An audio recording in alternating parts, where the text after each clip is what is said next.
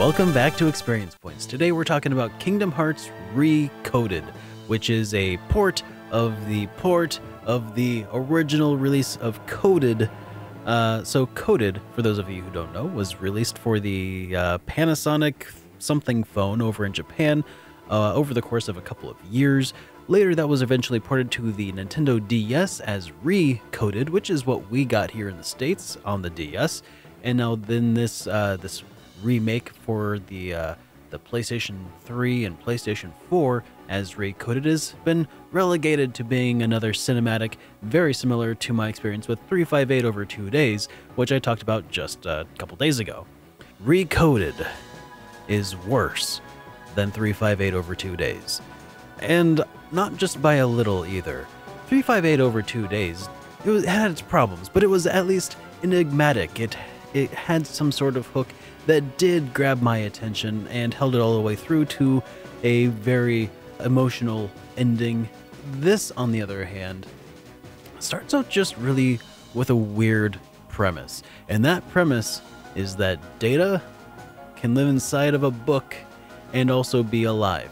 And it doesn't get much easier to explain from there, but here's the gist of it. Jiminy Cricket has a journal that he's been writing all this information into over the course of the last few games, and well, he happens to notice that one of the books is just completely blank for some reason, except for a little riddle at the end of one of them, which he did not write. So they scan the book into a computer, which creates a virtual world that they're like, huh, this is kind of weird. And then they notice that there's some glitches inside of it, and they're like, hey, we got some glitches.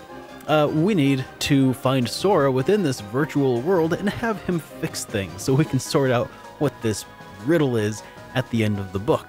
Yeah, and it gets more confusing from there. And the thing is that it just feels really weird the entire time that you're playing it, or at least I felt it was really weird, and I wasn't playing it, I was watching it. It's a 3-hour cinematic. Again, that's a lot.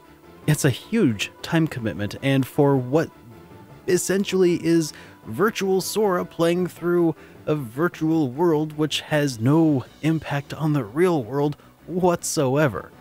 There is a very, very small tie-in to the end of Kingdom Hearts that I guess sort of gets referenced later on in the rest of the series, but you really don't have to play or watch this game, which is why I'm going to tell you, skip it. Just don't even pretend to know that this even exists. This really could have been better off omitted entirely from the game catalog. I don't know why they spent the time and effort to bring this over to the DS. Maybe it was fun at least, but the story is not the reason that you should really invest any time into this. And really, if you're planning on going through the series like I did, just maybe read the Wikipedia article on the plot, because it's really, really bad and inconsequential. And the weird thing is that it just continues to go on and on. I was about halfway through the movie when things were like wrapping up. I'm like, oh, okay, well, that was kind of okay. And then they're like, you know what, we're gonna do something and start all over again and go down this weird rabbit hole of now he's got to go do the Chain of Memory worlds or something, and Castle Oblivion stuff gets involved, and it's just, why?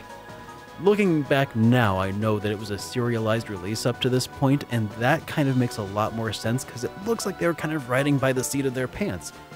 Kind of like Kingdom Hearts as a whole. But the nonsensical and disjointed feeling of it all just is amplified by 1,000 because of the condensed nature. And again, just don't watch it. That's all I really gotta say, guys. There's no emotional attachment to this one at all. It's just confusion. It's a fever dream, technobabble wrapped up into a very hard to swallow pill. So until next time, guys, take care, and I'll see you then. I don't understand. I don't understand that. Am I missing something? I don't know much about what's going on, so what am I supposed to do with that?